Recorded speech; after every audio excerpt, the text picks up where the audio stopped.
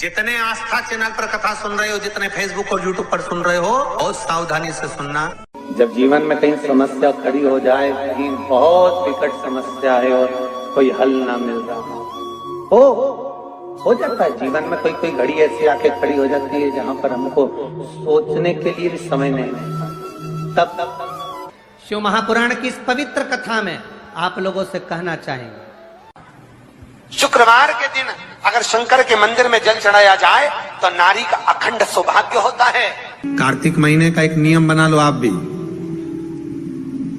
कोई सा भी एक नियम, तो ध्यान देना, साल में 2 बार या 3 बार गौ माता के दूध से निर्मित, वो भी देसी गाय के द्वारा निर्मित घी दरवाजे के बाहर, अगर तुम्हारे घर में बहुत अशांति हो रही है, क्लेश हो रहा है, घर में शांति नहीं है, तो गाय के घी की एक बिंदी भी अगर दरवाजे के बाहर मात्र अशोक सुंदरी वाली जगह पर घी को लगाकर उस हाथ की बिंदी को दरवाजे पर लगा दिया जाता है तो घर में से क्लेश समाप्त हो जाता है। कभी कभी अगर ऐसा लगे जीवन में कि दुख बहुत ज्यादा आ गया है, बहुत तकलीफ आ गई है, तो लाल चंदन को घिसकर उस लाल चंदन का लेपन भगवान शंकर पर कर फिर पानी चढ़ाओ। अघोरेश्वर महादेव का नाम लेकर आप चढ़ाना प्रारंभ करिए, बाबा आपका कार्य 3 महीने के अंदर पूर्ण कर देगा सफलता। प्रयास करो, बेलपत्री मिले, उस बेलपत्री पर लाल चंदन 3 पत्तियों पर लगाकर लाल चंदन बेलपत्री के वृक्ष के नीचे समर्पित कर उसी बेलपत्री के वृक्ष के नीचे का बेलपत्र वापिस लेकर श्री शिवाय नमस्तुभ्यं बोलकर आपकी कामना कहकर भगवान शिव पर अघोरेश्वर महादेव का नाम लेकर आप चढ़ाना प्रारंभ करिए, बाबा आपका कार्य 3 महीने के अंदर पूर्ण कर देगा सफलता। अगर कोई संकट भारी है और नहीं कट रहा, जैसे किसी नारी का गर्भ नहीं ठहर रहा, 15 साल हो गए, 20 साल हो गए, 25 साल, जैसे इसने लिखा एक माता ने कि 18 साल की बेटी हो गई थी पर संतान में पुत्र नहीं, तो उसने भाव से कथा सुनी। ऐसे आपके भीतर अगर 20 साल हो गए, 25 साल हो गए, 30 साल हो गए, संतान का सुख ही नहीं है, लाल चंदन का लेपन बाबा भोलेनाथ पर करना प्रारंभ करो, पीठिका पर लाल चंदन का लेपन करना प्रारंभ करो, लाल चंदन से बाबा का श्रृंगार करना प्रारंभ करो। एक बेलपत्री पर लाल चंदन, दोनों पत्ती नीचे वाली, जो नीचे की जो 2 पत्ती होती है, इस पे लाल चंदन और बीच वाली पत्ती पर पीला चंदन लगाकर बाबा के शिवलिंग को समर्पित करिए, बाबा से प्रार्थना करिए, रोज प्रार्थना करो। परंतु एक बात का स्मरण रहे, 25 साल हो गए, 20 साल हो गए, 30 साल हो गए, संतान नहीं, तो पहले जल से अभिषेक कराना, अभिषेक कराकर उस जल का आचमन करने के बाद हाथ को खासा करना, धोना, उसके बाद में फिर वापिस बाबा का स्नान कराओ, फिर चंदन का लेपन कराओ, फिर 1 लोटा जल चढ़ाकर बाबा का स्नान कराओ। बाबा का बड़ा सुंदर भाव से लाल चंदन से जो अभिषेक करता है, बाबा को लेपन कर फिर जल चढ़ समर्पित करता है, निश्चित है उसकी गोदी मेरा देव अधिदेव महादेव जरूर भरता है, ये निश्चितता है।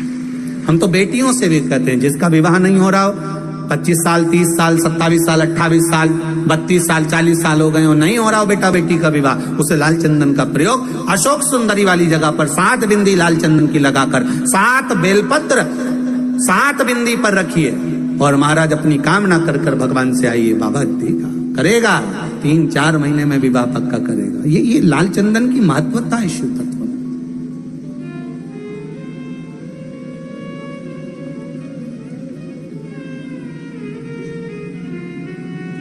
रोग बढ़ गया, बेलपत्री के वृक्ष के नीचे दीप लगाना प्रारंभ करो, बाबा से विनती कर घी का दिया लगाइए बेलपत्र वृक्ष के नीचे, बाबा से निवेदन करो, रोग निवारण।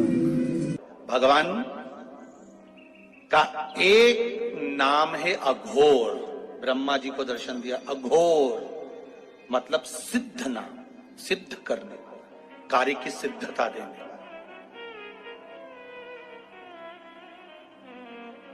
और बहुत ध्यान से सुनना भाई, नवेगांव वालों, फिर कहूंगा, अगर दिल में कोई बात है और आपकी वो कामना पूरी नहीं हो रही, बहुत प्रयास कर लिया आपने, कामना सिद्ध नहीं हो रही, 1 लोटा जल, एक जल का पात्र लीजिए उस जल के पात्र को लेकर उसमें थोड़ा सा लाल चंदन डालकर बेलपत्री के वृक्ष के नीचे और देवादिदेव महादेव को चढ़ाना प्रारंभ कर दीजिए। शिव को चढ़ाना थोड़ा सा, उसके बाद में 1 लोटा जल स्वच्छ फिर शिव जी को चढ़ाओ।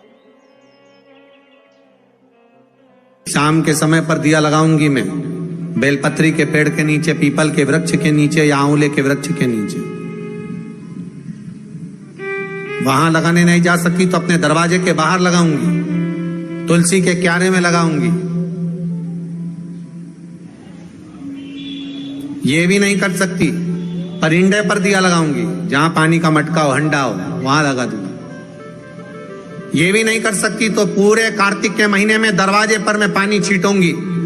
इतना तो बना सकते हो कि अपने घर के दरवाजे पर मैं पानी छीट दूंगी, द्वार पर जल का छींटा कर दूंगी। ये भी नियम ना बने तो मैं प्रतिदिन ठाकुर जी को एक तुलसी का दल समर्पित कर दूं।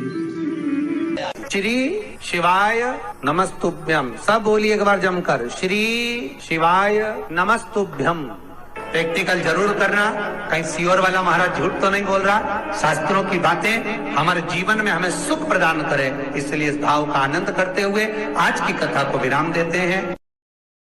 श्री शिवाय नमस्तुभ्यम। मेरे चैनल को सब्सक्राइब करें, बेल आइकन प्रेस करें, जिससे कि आपको लेटेस्ट वीडियो। जितने आस्था चैनल पर कथा सुन रहे हो, जितने फेसबुक और यूट्यूब पर सुन रहे हो, बहुत सावधानी से सुनना। 2 बार पशुपति व्रत कर लिए आपने, ये कर लिया आपने, प्रदोष कर लिया आपने, सोमवार कर लिया आपने, सारे अनुष्ठान कर लिए, बहुत सारे उपाय भी करे। तो शुक्रवार के दिन अगर शंकर के मंदिर में जल चढ़ाया जाए तो नारी का अखंड सौभाग्य होता है।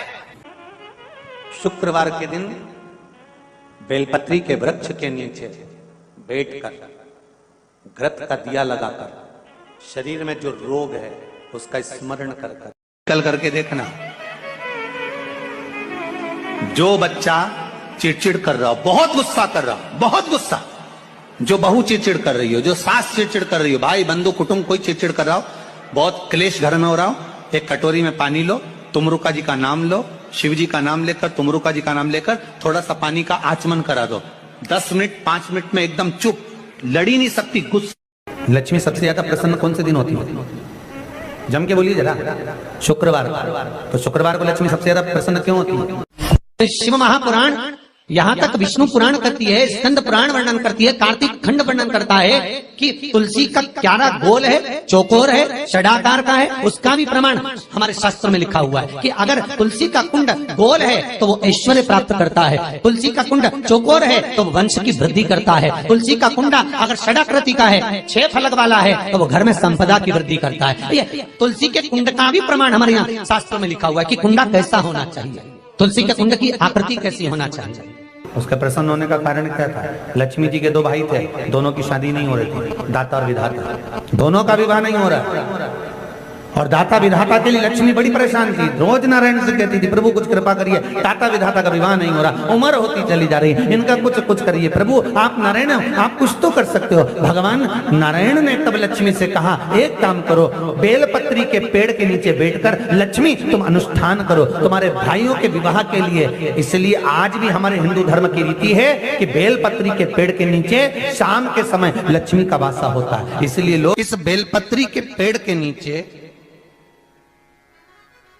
तुम्हारा रात्रि को, शाम को 6 बजे से लेकर रात्रि को 8 बजे तक तुम्हारा निवास होगा। जैसे पीपल के पेड़ में देवताओं का निवास, आपको आप लोगों ने यदि पद्म पुराण पढ़ी होगी या सुनी होगी तो उसमें स्पष्ट कहा है। पीपल के वृक्ष की गणना ध्यान देना, पीपल के वृक्ष में सुबह 4 बजे से लेकर 7 बजे तक ब्रह्मा जी का वासा होता है।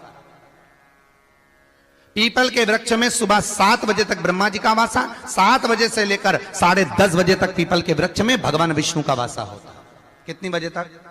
10:30। 10:30 से लेकर 11:30 12 बजे तक पीपल के वृक्ष में पितरों का वासा होता है। इसलिए हमारे यहाँ पितरों को श्राद्ध पक्ष में जो भोजन कराया जाता है वो 10:30 से 12 के बीच में कराया जाता है। 12 बजे के बाद पीपल के वृक्ष में दोपहर के 1:30 बजे तक आहूतों का वासा रहता है। आहूत कौन? जो गर्भ में शांत हो गए, जो कुंवारी अवस्था में शांत हो गए, जो जन्म लेने के बाद उनका विवाह नहीं हुआ और शांत हो गए, उन आहूतों का वासा उस पीपल के वृक्ष में दोपहर में 1:30 बजे तक रहता है।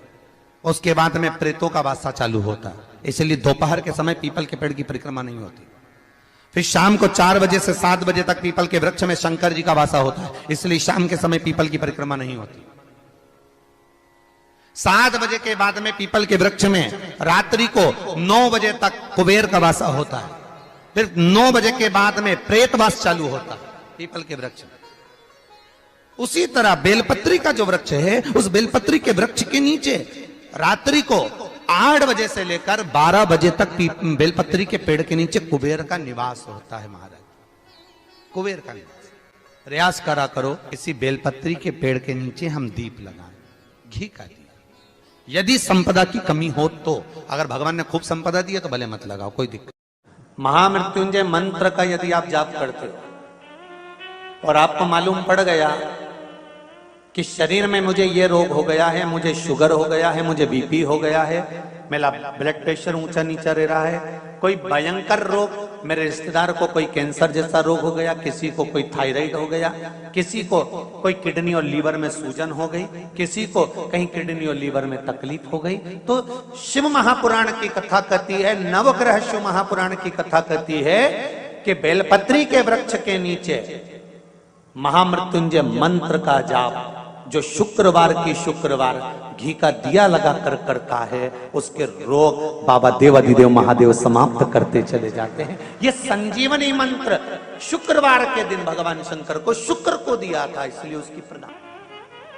शुक्रवार के दिन बेलपत्री के वृक्ष के नीचे बैठकर घृत का दिया लगाकर शरीर में जो रोग है उसका स्मरण कर कर शंकर जी से विनय कर कर, हे भोलेनाथ, आपने शुक्र देवता को संजीवनी मंत्र दिया है, तो क्या आप मेरे को वो मंत्र प्रदान नहीं करोगे?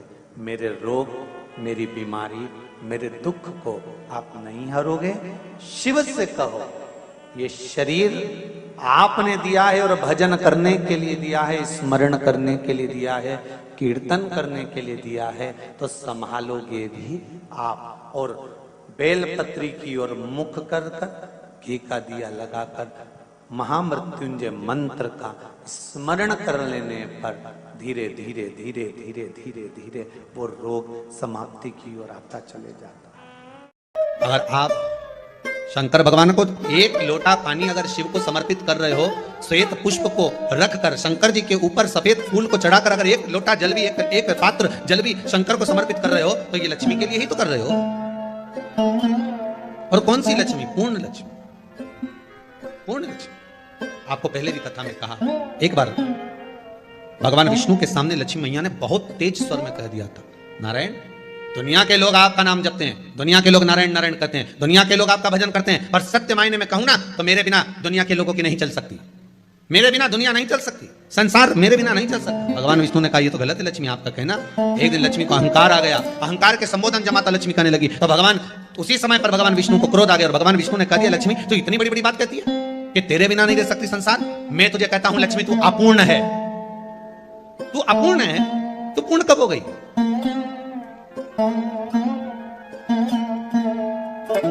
तेरी पूर्णता कहां हो गई? लक्ष्मी की आंख से आंसू बहने लगे, आज आपने मुझे अपूर्ण कहा। आपको मालूम है आप मुझे अपूर्ण कर रहे हो? आपको ये ज्ञात हो रहा है आप मुझे अपूर्ण कर रहे हो? भगवान कहते हैं हाँ लक्ष्मी, मैंने तुझे अपूर्ण कहा। अपूर्णता का मतलब आप जानते हो ना? भगवान कहते हैं लक्ष्मी मैं सब जानता हूं। लक्ष्मी रोती हुई माता सरस्वती के पास पहुंच गई। सरस्वती ने पूछा क्या बात है लक्ष्मी, क्यों रो रही हो? लक्ष्मी जी ने कहा क्या बताऊं सखी, मेरे पति ने आज मुझे अपूर्ण कर दिया। तो क्यों रो रही है तू? अपूर्ण अगर कह दिया, पति ने तो कहा है ना, तो क्यों रोना? चल मेरे साथ। और सरस्वती मैया माता लक्ष्मी को लेकर सीधे पहुंच गई माता पार्वती के यहाँ।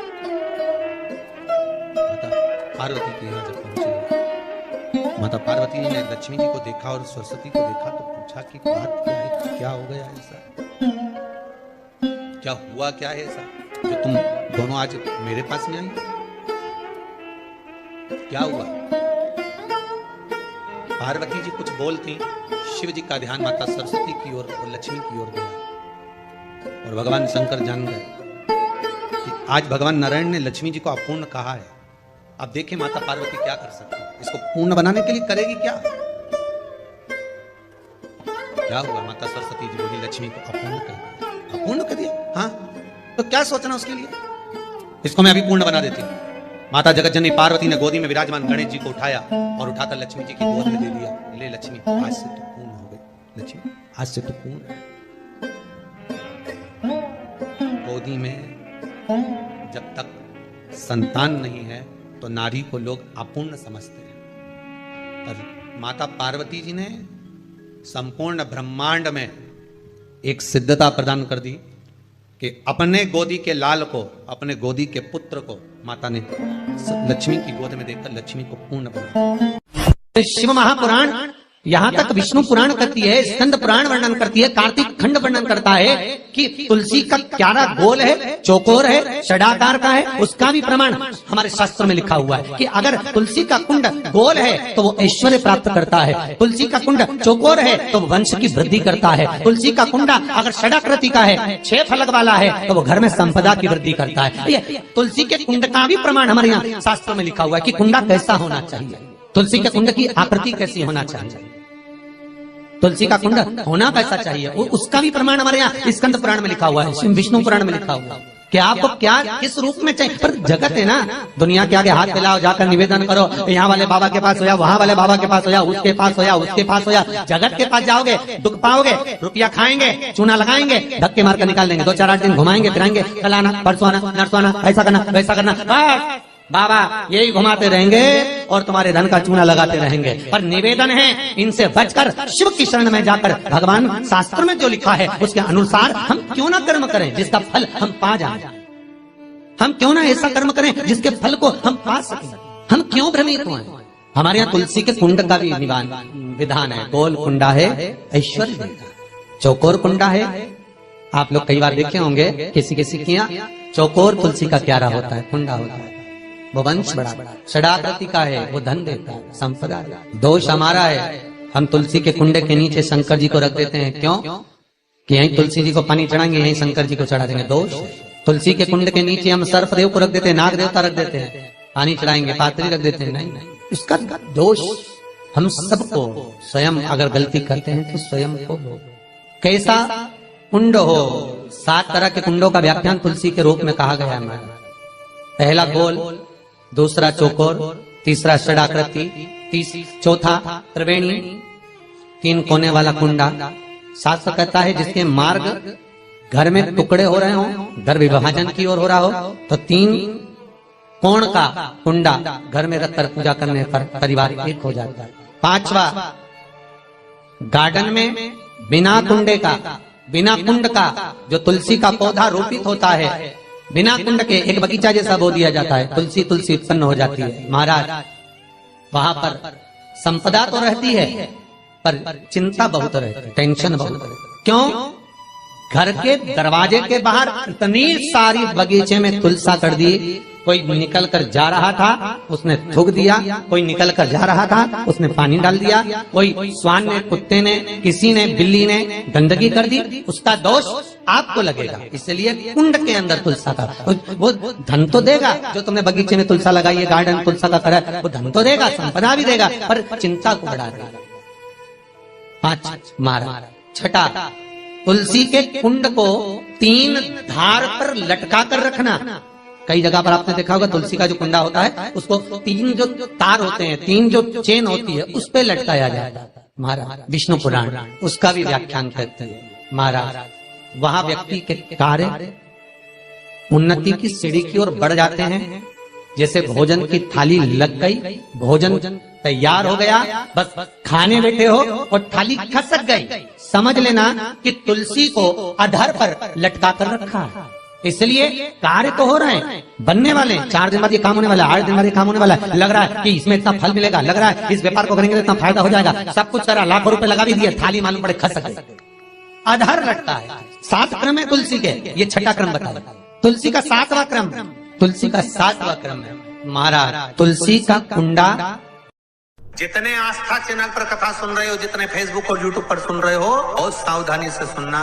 जब जीवन में कहीं समस्या खड़ी हो जाए, कहीं बहुत विकट समस्या है और कोई हल ना मिल रहा हो, हो जाता है जीवन में, कोई कोई घड़ी ऐसी आके खड़ी हो जाती है जहां पर हमको सोचने के लिए भी समय नहीं है।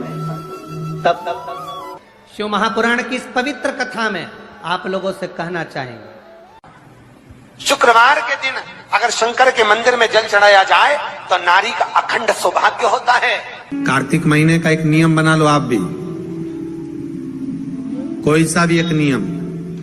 और ध्यान देना, साल में 2 बार या 3 बार गौ माता के दूध से निर्मित, वो भी देसी गाय के द्वारा निर्मित घी दरवाजे के बाहर, अगर तुम्हारे घर में बहुत अशांति हो रही है, क्लेश हो रहा है, घर में शांति नहीं है, तो गाय के घी की एक बिंदी भी अगर दरवाजे के बाहर मात्र अशोक सुंदरी वाली जगह पर घी को लगाकर उस हाथ की बिंदी को दरवाजे पर लगा दिया जाता है तो घर में से क्लेश समाप्त हो जाता है। कभी कभी अगर ऐसा लगे जीवन में कि दुख बहुत ज्यादा आ गया है, बहुत तकलीफ आ गई है, तो लाल चंदन को घिसकर उस लाल चंदन का लेपन भगवान शंकर पर कर फिर पानी चढ़ाओ।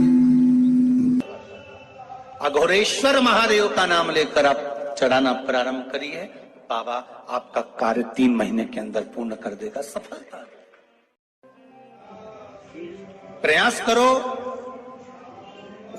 बेलपत्री मिले, उस बेलपत्री पर लाल चंदन 3 पत्तियों पर लगाकर लाल चंदन बेलपत्री के वृक्ष के नीचे समर्पित कर उसी बेलपत्री के वृक्ष के नीचे का बेलपत्र वापिस लेकर श्री शिवाय नमस्तुभ्यं बोलकर आपकी कामना कहकर भगवान शिव पर अघोरेश्वर महादेव का नाम लेकर आप चढ़ाना प्रारंभ करिए, बाबा आपका कार्य 3 महीने के अंदर पूर्ण कर देगा। सफलता अगर कोई संकट भारी है और नहीं कट रहा, जैसे किसी नारी का गर्भ नहीं ठहर रहा, 15 साल हो गए, 20 साल हो गए, 25 साल, जैसे इसने लिखा एक माता ने कि 18 साल की बेटी हो गई थी पर संतान में पुत्र नहीं, तो उसने भाव से कथा सुनी। ऐसे आपके भीतर अगर 20 साल हो गए, 25 साल हो गए, 30 साल हो गए, संतान का सुख ही नहीं है, लाल चंदन का लेपन बाबा भोलेनाथ पर करना प्रारंभ करो। पीठिका पर लाल चंदन का लेपन करना प्रारंभ करो, लाल चंदन से बाबा का श्रृंगार करना प्रारंभ करो। एक बेलपत्री पर लाल चंदन, दोनों पत्ती नीचे वाली, जो नीचे की जो 2 पत्ती होती है इस पे लाल चंदन और बीच वाली पत्ती पर पीला चंदन लगाकर बाबा के शिवलिंग को समर्पित करिए, बाबा से प्रार्थना करिए, रोज प्रार्थना करो। परंतु एक बात का स्मरण रहे, 25 साल हो गए, 20 साल हो गए, 30 साल हो गए, संतान नहीं, तो पहले जल से अभिषेक कराना, अभिषेक कराकर उस जल का आचमन करने के बाद हाथ को खासा करना, धोना, उसके बाद में फिर वापिस बाबा का स्नान कराओ, फिर चंदन का लेपन कराओ, फिर 1 लोटा जल चढ़ाकर बाबा का स्नान कराओ। बाबा का बड़ा सुंदर भाव से लाल चंदन से जो अभिषेक करता है, बाबा को लेपन कर फिर जल चढ़ समर्पित करता है, निश्चित है उसकी गोदी मेरा देव अधिदेव महादेव जरूर भरता है, ये निश्चितता है। हम तो बेटियों से भी कहते हैं, जिसका विवाह नहीं हो रहा हो, 25 साल, 30 साल, 27 साल, 28 साल, 32 साल, 40 साल हो गए हो, नहीं हो रहा हो बेटा बेटी का विवाह, उसे लाल चंदन का प्रयोग अशोक सुंदरी वाली जगह पर 7 बिंदी लाल चंदन की लगाकर 7 बेलपत्र 7 बिंदी पर रखिए और महाराज अपनी कामना कर भगवान से आइए, बाबा देगा, करेगा, 3-4 महीने में विवाह पक्का करेगा। ये लाल चंदन की महत्वता है शिव तत्व।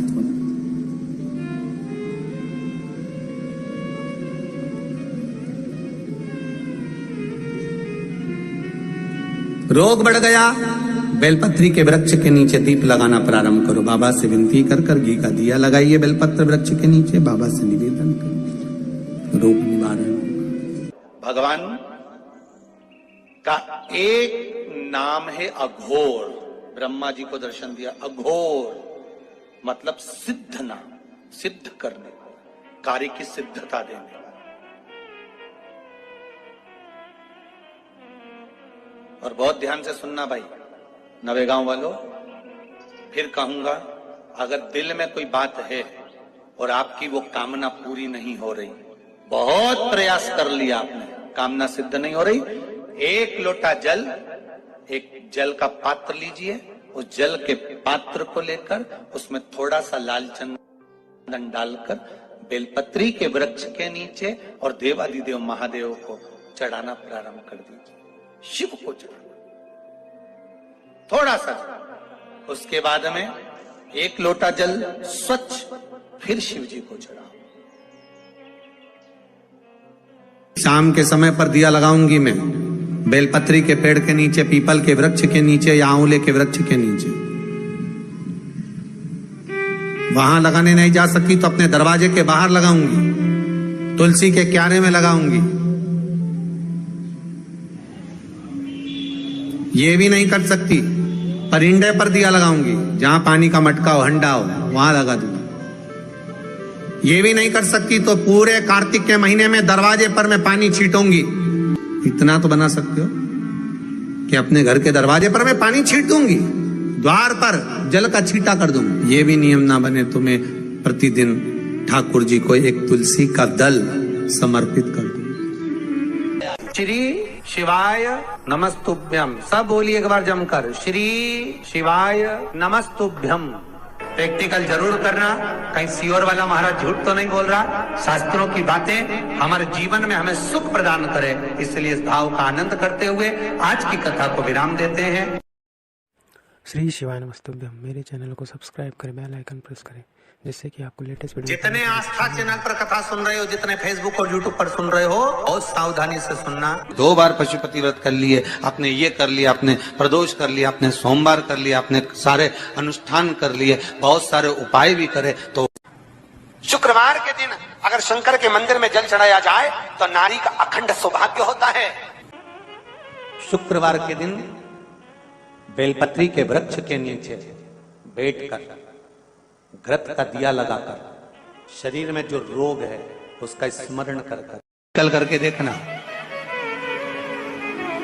जो बच्चा चिड़चिड़ कर रहा हो, बहुत गुस्सा कर रहा हो, बहुत गुस्सा, जो बहू चिड़चिड़ कर रही हो, जो सास चिड़चिड़ कर रही हो, भाई बंधु कुटुंब कोई चिड़चिड़ कर रहा हो, बहुत क्लेश घर में हो रहा हो, एक कटोरी में पानी लो, तुमरुका जी का नाम लो, शिव जी का नाम लेकर, तुमरुका जी का नाम लेकर थोड़ा सा पानी का आचमन करा दो।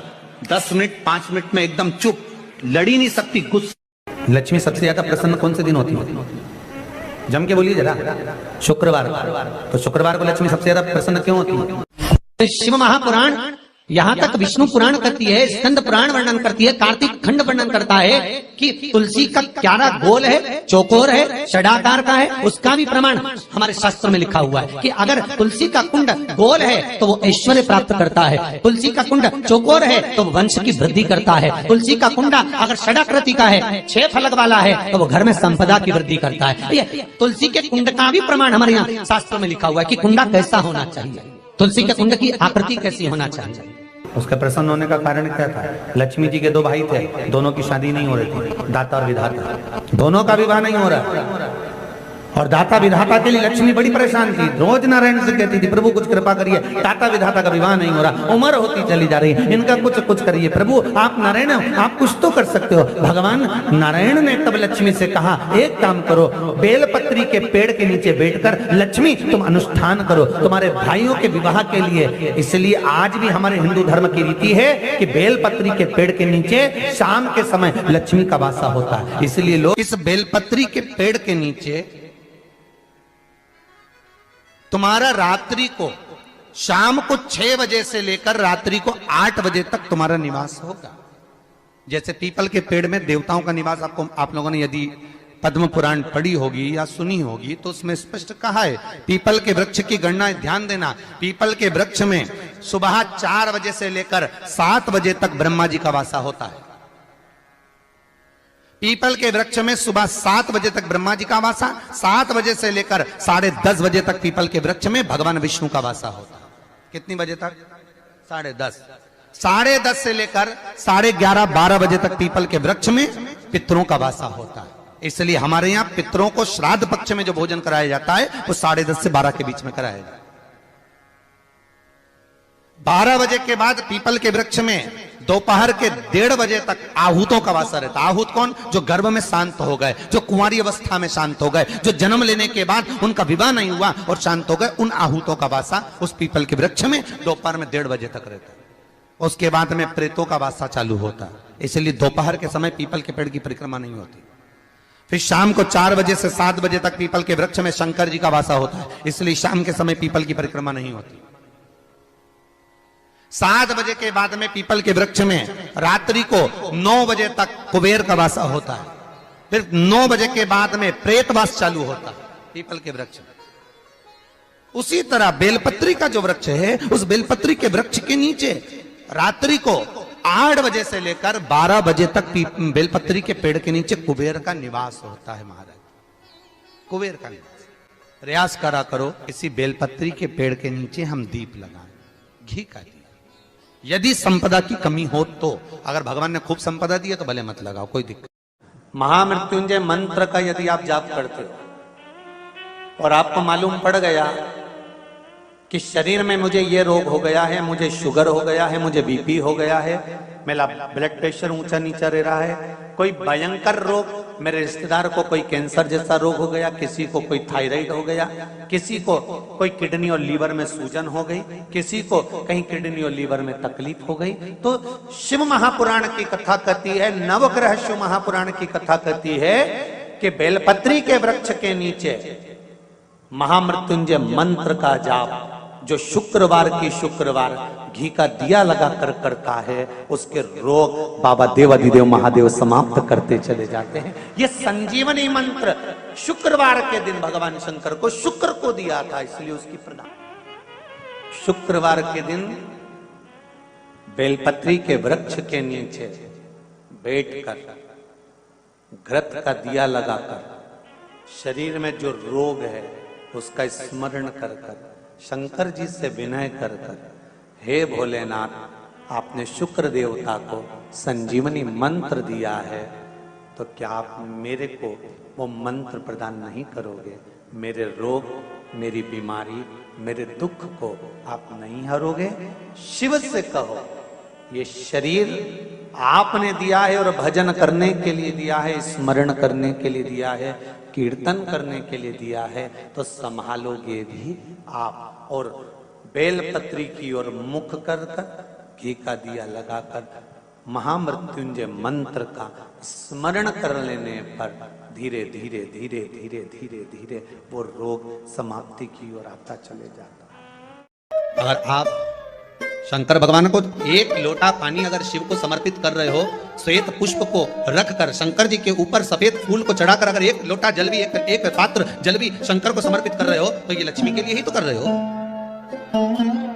और कौन सी लक्ष्मी? पूर्ण लक्ष्मी, पूर्ण लक्ष्मी। आपको पहले भी कथा में कहा, एक बार भगवान विष्णु के सामने लक्ष्मी मैया ने बहुत तेज स्वर में कह दिया था, नारायण, दुनिया के लोग आपका नाम जपते हैं, दुनिया के लोग नारायण नारायण कहते हैं, दुनिया के लोग आपका भजन करते हैं, पर सत्य मायने में कहूं ना तो मेरे बिना दुनिया के लोगों की नहीं चल सकती, मेरे बिना दुनिया नहीं चल सकती, संसार मेरे बिना नहीं चल सकता। भगवान विष्णु ने कहा ये तो गलत है लक्ष्मी आपका कहना।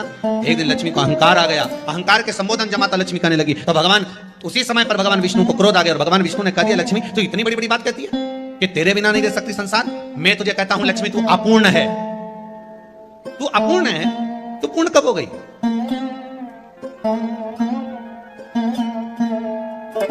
तेरी पूर्णता कहां हो गई?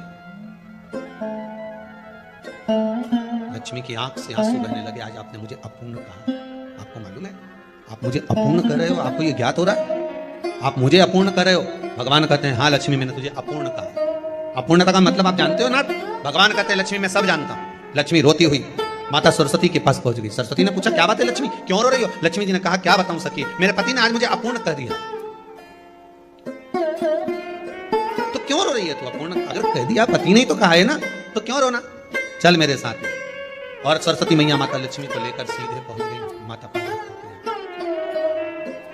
माता पार्वती के यहाँ जब पहुंची, माता पार्वती ने लक्ष्मी जी को देखा और सरस्वती को देखा तो पूछा कि बात क्या है, क्या हो गया ऐसा, क्या हुआ, क्या है ऐसा जो तुम दोनों आज मेरे पास में आई? क्या हुआ?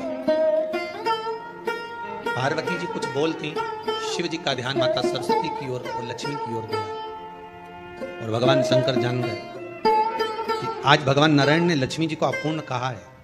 अब देखिए माता पार्वती क्या कर सकती है, इसको पूर्ण बनाने के लिए करेगी क्या?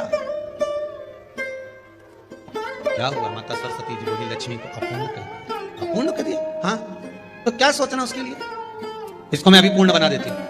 माता जगतजननी पार्वती ने गोदी में विराजमान गणेश जी को उठाया और उठाकर लक्ष्मी जी की गोद में दे दिया। ले लक्ष्मी, आज से तो पूर्ण हो गई। लक्ष्मी, आज से तो पूर्ण। गोदी में जब तक संतान नहीं है तो नारी को लोग अपूर्ण समझते हैं, पर माता पार्वती जी ने संपूर्ण ब्रह्मांड में एक सिद्धता प्रदान कर दी कि अपने गोदी के लाल को, अपने गोदी के पुत्र को माता ने लक्ष्मी की गोद में देकर लक्ष्मी को पूर्ण बनाया। शिव महापुराण यहाँ तक विष्णु पुराण करती है, स्कंद पुराण वर्णन करती है, कार्तिक खंड वर्णन करता है कि तुलसी का क्यारा गोल है, चौकोर है, षडाकार का है। उसका भी प्रमाण हमारे शास्त्र में लिखा हुआ है कि अगर तुलसी का कुंड गोल है तो वो ऐश्वर्य प्राप्त करता है, तुलसी का कुंड चौकोर है तो वंश की वृद्धि करता है, तुलसी का कुंडा अगर षडाकृति का है, 6 फलक वाला है तो वो घर में संपदा की वृद्धि करता है। ये तुलसी के कुंड का भी प्रमाण हमारे यहाँ शास्त्र में लिखा हुआ है कि कुंडा कैसा होना चाहिए, तुलसी के कुंड की आकृति कैसी होना चाहिए, तुलसी का कुंड होना कैसा चाहिए, उसका भी प्रमाण हमारे यहाँ स्कंद पुराण में लिखा हुआ है, विष्णु पुराण में लिखा हुआ है कि आपको क्या किस रूप में चाहिए। पर जगत है ना, दुनिया के आगे हाथ फैलाओ, जाकर निवेदन करो, यहाँ वाले बाबा के पास हो या वहाँ वाले बाबा के पास हो या उसके पास हो या उसके पास हो या जगत के पास जाओगे, दुख पाओगे, रुपया खाएंगे, चूना लगाएंगे, धक्के मारकर निकाल देंगे, 2-4-8 दिन घुमाएंगे फिराएंगे, कल आना परसों आना नरसों आना, ऐसा करना वैसा करना, बस बाबा यही घुमाते रहेंगे और तुम्हारे धन का चूना लगाते रहेंगे। पर निवेदन है इनसे बचकर शिव की शरण में जाकर भगवान शास्त्र में जो लिखा है उसके अनुसार हम क्यों ना कर्म करें जिसका फल हम पा जाएं। हम क्यों ना ऐसा कर्म करें जिसके फल को हम पा सकें। हम क्यों भ्रमित हुए। हमारे यहाँ तुलसी के कुंड का भी विधान है। गोल कुंडा है ऐश्वर्य देगा, चौकोर कुंडा है। आप लोग कई बार देखे होंगे किसी किसी के यहाँ चौकोर तुलसी का क्यारा होता है, कुंडा होता है, वो वंश बड़ा, षडाकृति का है, वो धन देता है, संपदा। दोष हमारा है, हम तुलसी के कुंडे के नीचे शंकर जी को रख देते हैं। क्यों? कि यहीं तुलसी जी को पानी चढ़ाएंगे, यहीं शंकर जी को चढ़ा देंगे। दोष। तुलसी के कुंड के नीचे हम सर्पदेव को रख देते हैं, नाग देवता रख देते हैं, पानी चढ़ाएंगे, पात्री रख देते हैं। नहीं, इसका दोष हम सबको स्वयं अगर गलती करते हैं तो स्वयं को। कैसा कुंड हो, 7 तरह के कुंडों का व्याख्यान तुलसी के रूप में कहा गया है। पहला गोल, दूसरा चौकोर, तीसरा षडाकृति, चौथा त्रिवेणी, 3 कोने वाला कुंडा। शास्त्र कहता है जिसके मार्ग घर में टुकड़े हो रहे हो, घर विभाजन की ओर हो रहा हो, तो 3 कोण का कुंडा घर में रखकर पूजा करने पर परिवार एक हो जाता है। 5वां, गार्डन में बिना कुंडे का, बिना कुंड का जो तुलसी का पौधा रोपित होता है, बिना कुंड के एक बगीचा जैसा बो दिया जाता है, तुलसी तुलसी उत्पन्न हो जाती है। महाराज वहां पर संपदा तो रहती है पर चिंता बहुत रहती है, टेंशन बहुत रहती। क्यों? घर के दरवाजे के बाहर इतनी सारी बगीचे में तुलसा कर दी। कोई निकल कर जा रहा था उसने थूक दिया, कोई निकल कर जा रहा था उसने पानी डाल दिया, कोई श्वान ने, कुत्ते ने, किसी ने, बिल्ली ने गंदगी कर दी, उसका दोष आपको लगेगा। इसलिए कुंड के अंदर तुलसा का वो धन तो देगा, जो तुमने बगीचे में तुलसा लगाई है, गार्डन तुलसा का करा, वो धन तो देगा, संपदा भी देगा, पर चिंता को बढ़ा देगा। 5 मारा। 6, तुलसी के कुंड को 3 धार पर लटका कर रखना।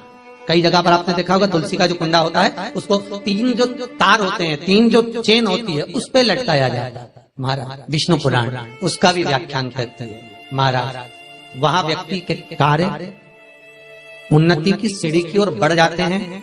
जैसे भोजन की थाली लग गई, भोजन तैयार हो गया, बस खाने बैठे हो और थाली खसक गई, समझ लेना कि तुलसी को अधर पर लटका कर रखा है। इसलिए कार्य तो हो रहे हैं, बनने वाले, 4 दिन बाद ये काम होने वाला है, 8 दिन बाद ये काम होने वाला है, लग रहा है कि इसमें इतना फल मिलेगा, लग रहा है इस व्यापार को करेंगे तो इतना फायदा हो जाएगा, सब कुछ करा, लाखों रुपए लगा भी दिए, थाली मालूम पड़े खसक गई, अधर लटका है। 7 क्रम है तुलसी के, ये 6ठा क्रम बताया। तुलसी का 7वां क्रम, तुलसी का 7वां क्रम है। महाराज तुलसी का कुंडा। जितने आस्था चैनल पर कथा सुन रहे हो, जितने फेसबुक और यूट्यूब पर सुन रहे हो, बहुत सावधानी से सुनना।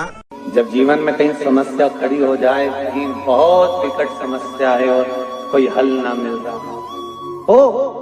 हो जाता है जीवन में, कोई घड़ी ऐसी आके खड़ी हो जाती है जहां पर हमको सोचने के लिए भी समय नहीं मिलता। तब शिव महापुराण की इस पवित्र कथा में आप लोगों से कहना चाहेंगे। शुक्रवार के दिन अगर शंकर के मंदिर में जल चढ़ाया जाए तो नारी का अखंड सौभाग्य होता है। कार्तिक महीने का एक नियम बना लो आप भी, कोई सा भी एक नियम। और ध्यान देना, साल में 2 बार या 3 बार गौ माता के दूध से निर्मित, वो भी देसी गाय के द्वारा निर्मित घी, दरवाजे के बाहर अगर तुम्हारे घर में बहुत अशांति हो रही है, क्लेश हो रहा है, घर में शांति नहीं है, तो गाय के घी की एक बिंदी भी अगर दरवाजे के बाहर मात्र अशोक सुंदरी वाली जगह पर घी को लगाकर उस हाथ की बिंदी को दरवाजे पर लगा दिया जाता है तो घर में से क्लेश समाप्त हो जाता है। कभी कभी अगर ऐसा लगे जीवन में कि दुख बहुत ज्यादा आ गया है, बहुत तकलीफ आ गई है, तो लाल चंदन को घिसकर उस लाल चंदन का लेपन भगवान शंकर पर कर फिर पानी चढ़ाओ। अघोरेश्वर महादेव का नाम लेकर आप चढ़ाना प्रारंभ करिए, बाबा आपका कार्य 3 महीने के अंदर पूर्ण कर देगा। सफलता प्रयास करो, बेलपत्री मिले, उस बेलपत्री पर लाल चंदन 3 पत्तियों पर लगाकर लाल चंदन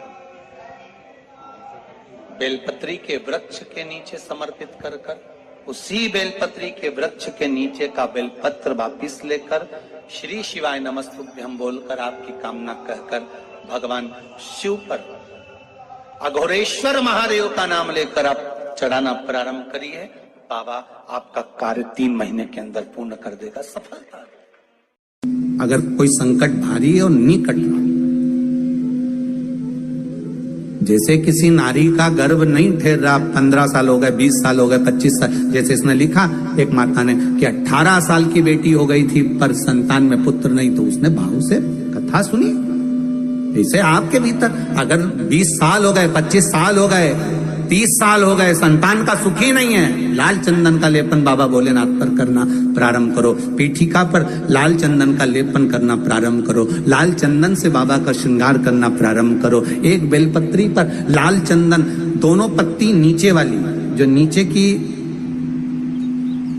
की जो 2 पत्ती होती है इस पे लाल चंदन, और बीच वाली पत्ती पर पीला चंदन लगाकर बाबा के शिवलिंग को समर्पित करिए, बाबा से प्रार्थना करिए, रोज प्रार्थना करो। परंतु एक बात का स्मरण रहे, 25 साल हो गए, 20 साल हो गए, 30 साल हो गए, संतान नहीं, तो पहले जल से अभिषेक कराना, अभिषेक कराकर उस जल का आचमन करने के बाद हाथ को खासा करना, धोना, उसके बाद में फिर वापिस बाबा का स्नान कराओ, फिर चंदन का लेपन कराओ, फिर 1 लोटा जल चढ़ाकर बाबा का स्नान कराओ। बाबा का बड़ा सुंदर भाव से लाल चंदन से जो अभिषेक करता है, बाबा को लेपन कर फिर जल चढ़ समर्पित करता है, निश्चित है उसकी गोदी मेरा देव अधिदेव महादेव जरूर भरता है, ये निश्चितता है। हम तो बेटियों से भी कहते हैं, जिसका विवाह नहीं हो रहा हो, 25 साल, 30 साल, 27 साल, 28 साल, 32 साल, 40 साल हो गए हो, नहीं हो रहा हो बेटा बेटी का विवाह, उसे लाल चंदन का प्रयोग अशोक सुंदरी वाली जगह पर 7 बिंदी लाल चंदन की लगाकर 7 बेलपत्र 7 बिंदी पर रखिए और महाराज अपनी कामना कर भगवान से आइए, बाबा देगा, करेगा, 3-4 महीने में विवाह पक्का करेगा। ये लाल चंदन की महत्वता है शिव तत्व।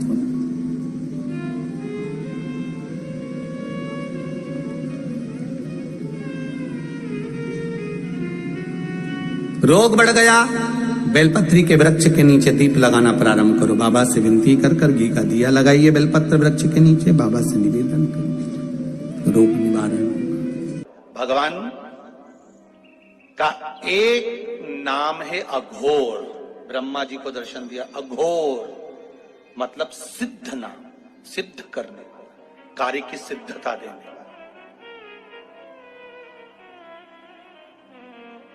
और बहुत ध्यान से सुनना भाई, नवेगांव वालों, फिर कहूंगा, अगर दिल में कोई बात है और आपकी वो कामना पूरी नहीं हो रही, बहुत प्रयास कर लिया आपने, कामना सिद्ध नहीं हो रही, 1 लोटा जल, एक जल का पात्र लीजिए, उस जल के पात्र को लेकर उसमें थोड़ा सा लाल चंदन डालकर बेलपत्री के वृक्ष के नीचे और देवाधिदेव महादेव को चढ़ाना प्रारंभ कर दीजिए, शिव को चढ़ाना थोड़ा सा।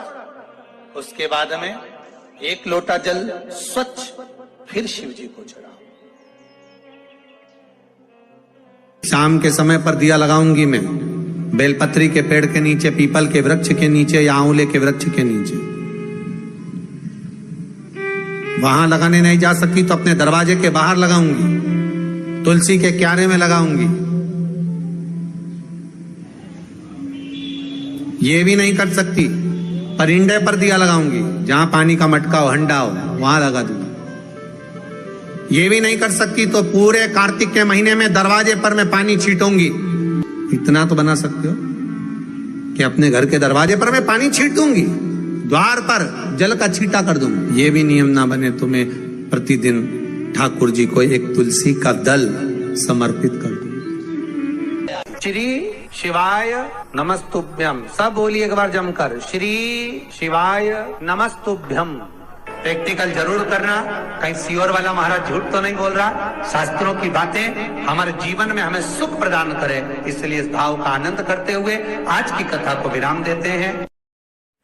श्री शिवाय नमस्तुभ्यम। मेरे चैनल को सब्सक्राइब करें, बेल आइकन प्रेस करें, जिससे कि आपको लेटेस्ट वीडियो। जितने आस्था चैनल पर कथा सुन रहे हो, जितने फेसबुक और यूट्यूब पर सुन रहे हो, बहुत सावधानी से सुनना। 2 बार पशुपति व्रत कर लिए, आपने ये कर लिया, आपने प्रदोष कर लिया, आपने सोमवार कर लिया, आपने सारे अनुष्ठान कर लिए, बहुत सारे उपाय भी करे, तो शुक्रवार के दिन अगर शंकर के मंदिर में जल चढ़ाया जाए तो नारी का अखंड सौभाग्य होता है।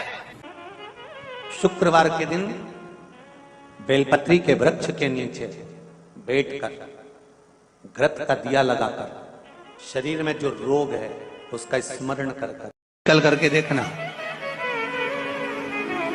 जो बच्चा चिड़चिड़ कर रहा हो, बहुत गुस्सा कर रहा हो, बहुत गुस्सा, जो बहू चिड़चिड़ कर रही हो, जो सास चिड़चिड़ कर रही हो, भाई बंधु कुटुंब कोई चिड़चिड़ कर रहा हो, बहुत क्लेश घर में हो रहा हो, एक कटोरी में पानी लो, तुमरुका जी का नाम लो, शिव जी का नाम लेकर, तुमरुका जी का नाम लेकर थोड़ा सा पानी का आचमन करा दो। 10 मिनट 5 मिनट में एकदम चुप, लड़ी नहीं सकती, गुस्सा। लक्ष्मी सबसे ज्यादा प्रसन्न कौन से दिन होती है? जम के बोलिए जरा। शुक्रवार।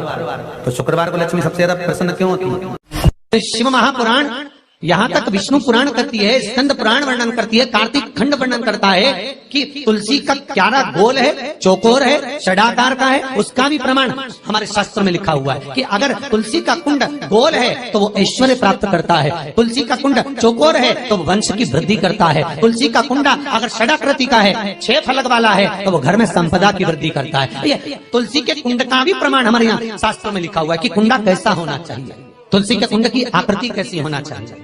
उसके प्रसन्न होने का कारण क्या था? लक्ष्मी जी के 2 भाई थे, दोनों की शादी नहीं हो रही थी, दाता और विधाता, दोनों का विवाह नहीं हो रहा। और दाता विधाता के लिए लक्ष्मी बड़ी परेशान थी, रोज नारायण से कहती थी प्रभु कुछ कृपा करिए, दाता विधाता का विवाह नहीं हो रहा, उम्र होती चली जा रही है, इनका कुछ करिए प्रभु, आप नारायण हो, आप कुछ तो कर सकते हो। भगवान नारायण ने तब लक्ष्मी से कहा एक काम करो, बेलपत्री के पेड़ के नीचे बैठकर लक्ष्मी तुम अनुष्ठान करो तुम्हारे भाइयों के विवाह के लिए। इसलिए आज भी हमारे हिंदू धर्म की रीति है कि बेलपत्री के पेड़ के नीचे शाम के समय लक्ष्मी का वासा होता है। इसलिए लोग इस बेलपत्री के पेड़ के नीचे तुम्हारा रात्रि को, शाम को 6 बजे से लेकर रात्रि को 8 बजे तक तुम्हारा निवास होगा।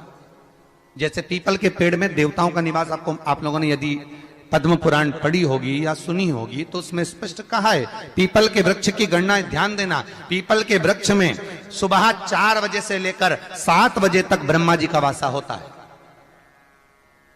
पीपल के वृक्ष में सुबह 7 बजे तक ब्रह्मा जी का वासा, 7 बजे से लेकर 10:30 बजे तक पीपल के वृक्ष में भगवान विष्णु का वासा होता है। कितनी बजे तक? 10:30। 10:30 से लेकर 11:30 12 बजे तक पीपल के वृक्ष में पितरों का वासा होता है। इसलिए हमारे यहाँ पितरों को श्राद्ध पक्ष में जो भोजन कराया जाता है वो 10:30 से 12 के बीच में कराया जाता है। 12 बजे के बाद पीपल के वृक्ष में दोपहर के 1:30 बजे तक आहूतों का वासा रहता है। आहूत कौन? जो गर्भ में शांत हो गए, जो कुंवारी अवस्था में शांत हो गए, जो जन्म लेने के बाद उनका विवाह नहीं हुआ और शांत हो गए, उन आहूतों का वासा उस पीपल के वृक्ष में दोपहर में 1:30 बजे तक रहता है। उसके बाद में प्रेतों का वासा चालू होता है। इसलिए दोपहर के समय पीपल के पेड़ की परिक्रमा नहीं होती। फिर शाम को 4 बजे से 7 बजे तक पीपल के वृक्ष में शंकर जी का वासा होता है। इसलिए शाम के समय पीपल की परिक्रमा नहीं होती। 7 बजे के बाद में पीपल के वृक्ष में रात्रि को 9 बजे तक कुबेर का वासा होता है। फिर 9 बजे के बाद में प्रेतवास चालू होता है पीपल के वृक्ष में। उसी तरह बेलपत्री का जो वृक्ष है, उस बेलपत्री के वृक्ष के नीचे रात्रि को 8 बजे से लेकर 12 बजे तक बेलपत्री के पेड़ के नीचे कुबेर का निवास होता है महाराज, कुबेर का निवास। प्रयास करा करो इसी बेलपत्री के पेड़ के नीचे हम दीप लगाएं, घी का दीप। यदि संपदा की कमी हो तो, अगर भगवान ने खूब संपदा दी है तो भले मत लगाओ, कोई दिक्कत।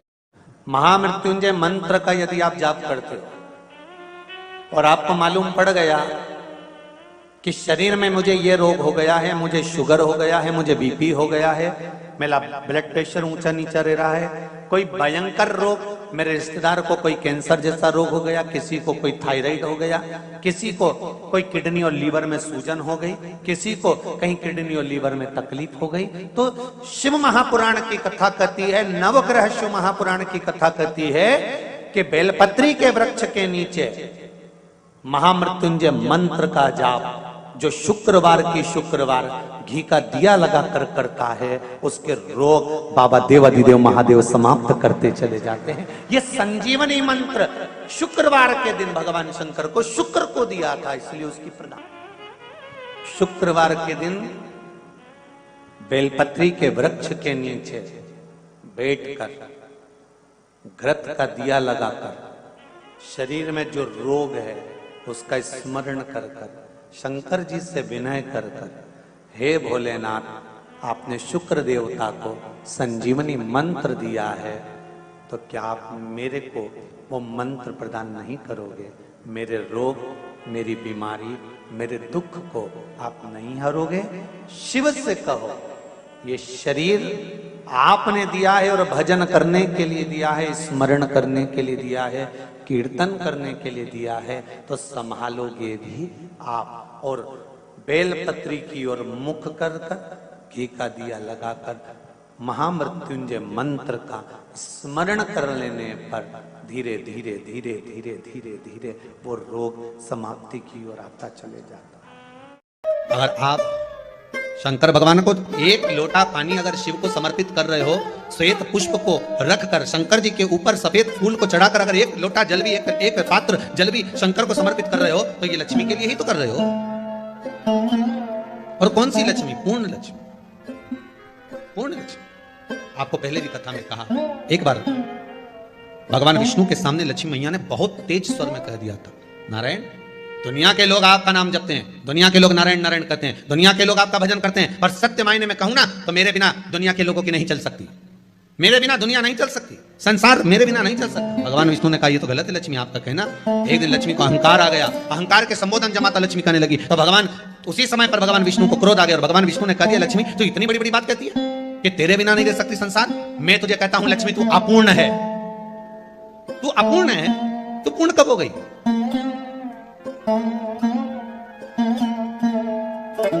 तेरी पूर्णता कहां हो गई? लक्ष्मी की आंख से आंसू बहने लगे, आज आपने मुझे अपूर्ण कहा। आपको मालूम है आप मुझे अपूर्ण कर रहे हो? आपको ये ज्ञात हो रहा है आप मुझे अपूर्ण कर रहे हो? भगवान कहते हैं हाँ लक्ष्मी मैंने तुझे अपूर्ण कहा। अपूर्णता का मतलब आप जानते हो ना? भगवान कहते हैं लक्ष्मी मैं सब जानता हूं। लक्ष्मी रोती हुई माता सरस्वती के पास पहुंच गई। सरस्वती ने पूछा क्या बात है लक्ष्मी, क्यों रो रही हो? लक्ष्मी जी ने कहा क्या बताऊं सखी, मेरे पति ने आज मुझे अपूर्ण कर दिया। तो क्यों रो रही है तू? अपूर्ण अगर कह दिया, पति ने तो कहा है ना, तो क्यों रोना? चल मेरे साथ। और सरस्वती मैया माता लक्ष्मी को लेकर सीधे पहुंच गई माता पार्वती के यहाँ। माता पार्वती के यहाँ जब पहुंची, माता पार्वती ने लक्ष्मी जी को देखा और सरस्वती को देखा तो पूछा कि बात क्या है, क्या हो गया ऐसा, क्या हुआ, क्या है ऐसा जो तुम दोनों आज मेरे पास में आई? क्या हुआ? पार्वती जी कुछ बोलती, शिव जी का ध्यान माता सरस्वती की ओर और लक्ष्मी की ओर गया और भगवान शंकर जान गए कि आज भगवान नारायण ने लक्ष्मी जी को अपूर्ण कहा है। अब देखें माता पार्वती क्या कर सकती है, इसको पूर्ण बनाने के लिए करेगी क्या? क्या हुआ? माता सरस्वती जी बोली लक्ष्मी को अपूर्ण कर दिया। अपूर्ण कर दिया? हाँ, तो क्या सोचना उसके लिए, इसको मैं अभी पूर्ण बना देती हूँ। माता जगत जननी पार्वती ने गोदी में विराजमान गणेश जी को उठाया और उठाकर लक्ष्मी जी की गोद में दे दिया। ले लक्ष्मी, आज से तो पूर्ण हो गई। लक्ष्मी आज से तो पूर्ण। गोदी में जब तक संतान नहीं है तो नारी को लोग अपूर्ण समझते हैं।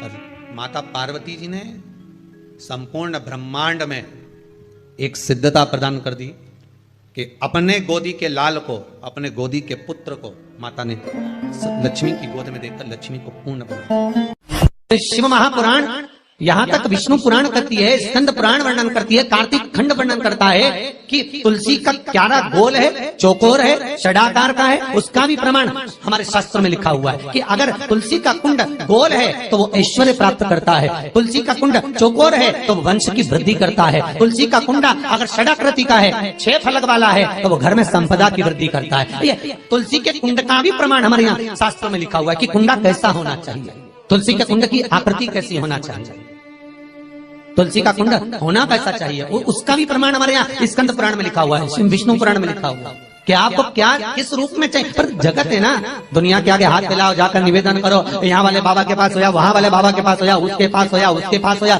जगत के पास जाओगे दुख पाओगे, रुपया खाएंगे, चूना लगाएंगे, धक्के मार कर निकाल देंगे, 2-4-8 दिन घुमाएंगे फिराएंगे, कल आना परसों आना नरसों आना, ऐसा करना वैसा करना, बस बाबा यही घुमाते रहेंगे और तुम्हारे धन का चूना लगाते रहेंगे। पर निवेदन है इनसे बचकर शिव की शरण में जाकर भगवान शास्त्र में जो लिखा है उसके अनुसार हम क्यों ना कर्म करें जिसका फल हम पा जाए, हम क्यों ना ऐसा कर्म करें जिसके फल को हम पा सकें, हम क्यों भ्रमित हुए।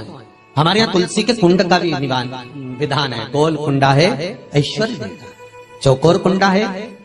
आप लोग कई बार देखे होंगे किसी किसी के यहाँ चौकोर तुलसी का क्यारा होता है, कुंडा होता है, वो वंश बड़ा, षडाकृति का है, वो धन देता है, संपदा। दोष हमारा है, हम तुलसी के कुंडे के नीचे शंकर जी को रख देते हैं, क्यों कि यहीं तुलसी जी को पानी चढ़ाएंगे, यहीं शंकर जी को चढ़ा देंगे। दोष तुलसी के कुंड के नीचे हम सर्पदेव को रख देते हैं, नाग देवता रख देते हैं, पानी चढ़ाएंगे, पात्री रख देते हैं, नहीं, इसका दोष हम सबको स्वयं अगर गलती करते हैं तो स्वयं को। कैसा कुंड हो, 7 तरह के कुंडों का व्याख्यान तुलसी के रूप में कहा गया है। पहला गोल, दूसरा चौकोर, तीसरा षडाकृति, चौथा त्रिवेणी, 3 कोने वाला कुंडा। शास्त्र कहता है जिसके मार्ग घर में टुकड़े हो रहे हो, घर विभाजन की ओर हो रहा हो, तो 3 कोण का कुंडा घर में रखकर पूजा करने पर परिवार एक हो जाता है। 5वां, गार्डन में बिना कुंडे का, बिना कुंड का जो तुलसी का पौधा रोपित होता है, बिना कुंड के एक बगीचा जैसा बो दिया जाता है, तुलसी तुलसी उत्पन्न हो जाती है। महाराज वहां पर संपदा तो रहती है पर चिंता बहुत रहती है, टेंशन बहुत रहती है। क्यों? घर के दरवाजे के बाहर इतनी सारी बगीचे में तुलसा कर दी, कोई निकल कर जा रहा था उसने थूक दिया, कोई निकल कर जा रहा था उसने पानी डाल दिया, कोई स्वान ने, कुत्ते ने, किसी ने, बिल्ली ने गंदगी कर दी, उसका दोष आपको लगेगा। इसलिए कुंड के अंदर तुलसा का वो धन तो देगा, जो तुमने बगीचे में तुलसा लगाई है, गार्डन तुलसा का करा, वो धन तो देगा, संपदा भी देगा, पर चिंता को बढ़ा देगा। 5 मारा। छठा, तुलसी के कुंड को 3 धार पर लटका कर रखना। कई जगह पर आपने देखा होगा तुलसी का जो कुंडा होता है उसको 3 जो तार होते हैं, 3 जो चेन होती है उस पे लटकाया जाता है। महाराज विष्णु पुराण उसका भी व्याख्यान करते हैं। महाराज वहां व्यक्ति के कार्य उन्नति की सीढ़ी की ओर बढ़ जाते हैं। जैसे भोजन की थाली लग गई, भोजन तैयार हो गया, बस खाने बैठे हो और थाली खसक गई, समझ लेना कि तुलसी को अधर पर लटका कर रखा है। इसलिए कार्य तो हो रहे हैं, बनने वाले, 4 दिन बाद ये काम होने वाला है, 8 दिन बाद ये काम होने वाला है, लग रहा है कि इसमें इतना फल मिलेगा, लग रहा है इस व्यापार को करेंगे तो इतना फायदा हो जाएगा, सब कुछ करा, लाखों रुपए लगा भी दिए, थाली मालूम पड़े खसक गई, अधर लटका है। 7 क्रम है तुलसी के, ये 6ठा क्रम बताया। तुलसी का 7वां क्रम, तुलसी का 7वां क्रम है। महाराज तुलसी का कुंडा